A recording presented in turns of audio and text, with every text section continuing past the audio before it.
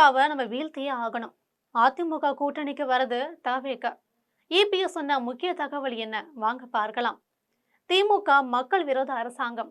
அந்த மக்கள் விரோத அரசாங்கத்தை அகற்றக்கூடிய ஒத்த கருத்துடைய கட்சிகள் எல்லாம் எங்களோடு தேர்தல் நேரத்துல கூட்டணி அமைக்கலாம்னு நான் ஏற்கனவே தெரிவிச்சிருந்தேன். அம்மாவுடைய ஆட்சி காலத்துல பொங்கல் பண்டிகையை முன்னிட்டு குடும்ப அட்டைக்கு 200 ரூபாய் நிதி கொடுத்தாரு. இது அதிமுக ஆட்சியில தொடர்ந்து பொங்கல் தொகுப்பு வழங்கப்பட்டு வருது. இந்த அரசு அதை திட்டமிட்டு செயல்படுத்தணும். இந்த பொங்கல் தொகுப்பு எப்படி வழங்கப்படும் என்ற அறிவிப்பு இதுவரைக்குமே வழங்கல.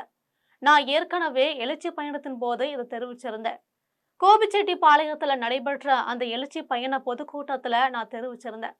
திமுக அரசால் இந்த ஏழை எளிய மக்கள் தைப்பொங்கலை மகிழ்ச்சியா கொண்டாட முடியாத ஒரு சூழல் இருக்கு. இந்த ஆண்டு திமுக அரசுக்கு இறுதி ஆண்டு. இதற்கு மேல ஆட்சிக்கு இவங்க வரமாட்டாங்க.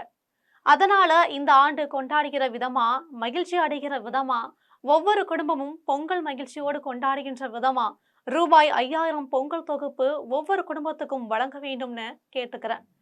ஏனென்றால் நான் முதலமைச்சரின் காலத்துல திமுக எதிர்கட்சி தலைவராக இருந்த ஸ்டாலின் ஒவ்வொரு குடும்ப அட்டைக்கு 200 ரூபாய் கொடுத்தோம். அப்போது எதிர்கட்சி தலைவராக ஸ்டாலின் இருந்தாரு. அப்போது ஏன் குடும்ப அட்டைகளுக்கு ரூபாய் 5000 வழங்கக்கூடாது அப்படின்னு கேட்டாரு. அதே கோரிக்கையை தான் நாங்கள் இப்போது வைக்கிறோம். ஏன்னா நீங்கள் இப்போது முதலமைச்சராக இருக்கீங்க. நாங்கள் அப்போது ஆட்சியில் இருந்த போது எங்களது அரசுக்கு நீங்கள் கோரிக்கை வைத்தீர்கள். குடும்பத்திற்கு 5000 ரூபாய் என்று வழங்க வேண்டும்னு அந்த கோரிக்கையை தான் நாங்கள் இப்போது வைக்கிறோம். ஒவ்வொரு குடும்ப அட்டைக்கும் 5000 ரூபாய் பொங்கல் பரிசு வழங்கணும்னு தெரிவித்துக் கொள்கிறோம்னு சொல்லியிருக்காரு எடப்பாடி பழனிசாமி. தவேகவினர் அவர்களை தூய சக்தி என்று சொல்லிக்கிறாங்க. அதற்கு தார்மீக உரிமை இருப்பதா நீங்கள் கருதுகிறீர்களா என்ற கேள்விக்கு பதிலளித்த அவர், அடுத்த கட்சியை பற்றி நாங்கள் என்ன சொல்வது? அவர்களின் கருத்தை அவர்கள் சொல்கிறார்கள். அதோடு சரி, அது தூய்மையா இல்லையா என்பதை மக்கள் முடிவு செய்வாங்க. ஏற்கனவே எங்கள் கழக துணை பொதுச் செயலாளர் அதற்கு அழகாகவே விளக்கம் அளிச்சிருக்காரு. பத்திரிகைகளிலுமே வந்திருக்கு. உங்களுக்கு அது புரிஞ்சிருக்கும். திமுக தேர்தல் அறிக்கையை தயார் செய்ய ஒரு குழு அமைச்சிருக்கு. கடந்த முறை அவர்கள் இப்படித்தான் ஒரு நாடகத்தையே அரங்கேற்றினாங்க.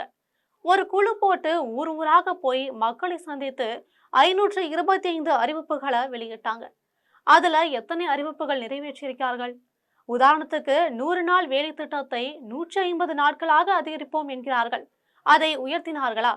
100 நாள் வேலை திட்டத்தில் வேலை செய்பவர்களுக்கு சம்பளம் உயர்த்தப்படும் என்றார்கள். உயர்த்தினார்களா? மாணவர்களின் கல்வி கடன் தள்ளுபடி செய்யப்படும் என்றார்கள். அதை தள்ளுபடி செய்தார்களா? கேஸ் சிலிண்டருக்கு 100 ரூபாய் மானியம் கொடுப்பதாக சொன்னார்கள். கொடுத்தார்களா? பெட்ரோல் டீசல் விலையை குறைப்பதாக சொன்னார்கள். பெட்ரோல் விலையை 3 ரூபாய் குறைத்தார்கள். டீசல் விலையை இன்னுமே குறைக்கல. இப்படி 525 அறிவிப்புகளில் நாளில் ஒரு பங்கு கூட நிறைவேற்றல. இப்படி கவர்ச்சிகரமான அறிக்கையை விட்டு ஆட்சிக்கு வந்த பிறகு கொடுத்த வாக்குறுதியை காற்றில் பறக்க விட்ட ஒரே அரசாங்கம் திமுக அரசாங்கம் தான். இப்போதும் அதுபோலதான் நடக்குது. அதிமுகவை பொறுத்தவரை கொடுக்கப்பட்ட வாக்குறுதியை நிச்சயமா நாங்க நிறைவேற்றுவோம். அதிமுக தலைமை விரைவில் தேர்தல் அறிக்கை தயாராகும் குழுவை அறிவிக்கும்னு எடப்பாடி பழனிசாமி தெரிவிச்சிருந்தாரு.